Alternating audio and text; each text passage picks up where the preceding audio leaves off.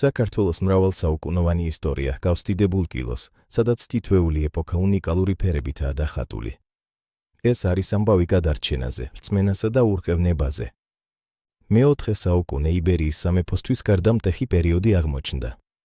ძველი სამყარო იცვლებოდა და ჩვენი ქვეყანა ახალი, სულიერი ორიენტირების ძიებაში იყო.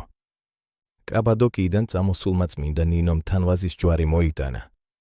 ეს სიმბოლო, თმით შეკრული ვაზის ლერწამი, იქცა იმედისა და ახალი ეპოქის დასაწყისის ნიშნად. მეფე მირიანმა და დედოფალმა ნანამ, წმინდა ნინოს ქადაგებით, ქრისტიანობა სახელმწიფო რელიგიად გამოაცხადეს. ამ გადაწყვეტილებამ სამუდამოდ განსაზღვრა საქართველოს დასავლური ვექტორი. მცხეთას სამეფოს დედაქალაქი სულიერ ცენტრად იქცა. აქ საფუძველი ჩაეყარა პირველ ეკლესიას, რომლის ადგილზეც მოგვიანებით სვეტიცხოვლის დიდებული ტაძარი ავიმართა. ამ პერიოდიდან იწყება ქართული მწიგნობრობისა და დამწერლობის ოქროს ხანა.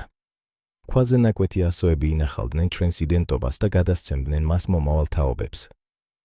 ეს იყო მხოლოდ პირველი ნაბიჯები იმ დიდ გზაზე, რომელმაც საქართველო დღემდე მოიყვანა. წინ კიდევ ბევრი საინტერესო თავია ჩვენს ისტორიაში.